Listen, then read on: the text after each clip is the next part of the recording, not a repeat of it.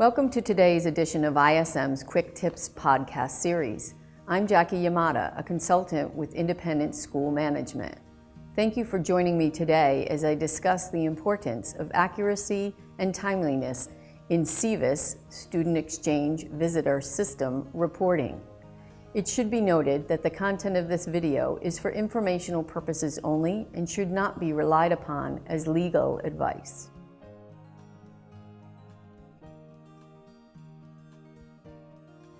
More than 8,700 secondary schools and colleges enrolled international students this fall semester. Academic programs have begun across the nation, so your F1, M1, or J1 students should now be properly registered through your SEVP, Student and Exchange Visitor Program portal. All students should be registered as either present and accounted for, attending classes on a full-time basis, or as not present. As an SEVP certified school, you are required to report the status of all students issued a student visa to attend your school.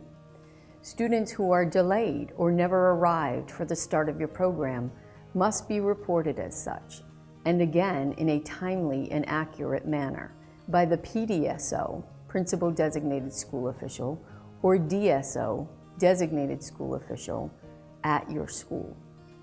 Have your school's PDSO, DSO team verify the student's POE, Port of Entry, and duration of stay stamp.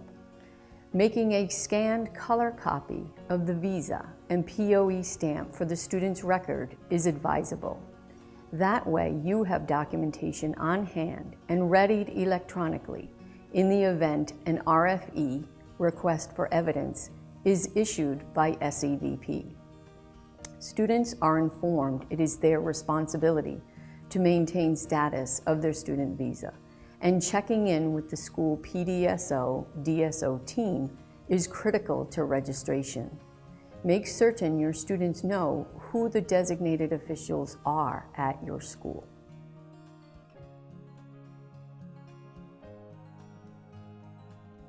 Any substantive changes in school staffing, enrollment statistics, tuition and fees, or program additions should be duly reported on the Form I-17, Petition for Certification. This should be considered a living document to be edited with changes, again in a timely and accurate manner. You want to make the necessary edits prior to and in preparation for the annual verification period. Changes to the school's I-17 may require review, documentation, and then adjudication. You need to allow time for such to occur. As a reminder, the annual verification period occurs from December 1st to March 1st. In preparation for the annual verification period, you should be gathering the required documentation to support staffing assignments. All designated school officials must be U.S. citizens or permanent residents. Supporting documentation required consists of copies of passports, birth certificates, or permanent residency card. A driver's license is no longer an acceptable form of documentation. Gathering these documents could take some time since most people do not carry such on a daily basis. Securing copies may require significant time for your PDSO, DSO staff. In further preparation for the annual verification period, please visit isminc.com, check out upcoming workshops and webinars, and stay connected to the latest from ISM by signing up for our free monthly newsletters.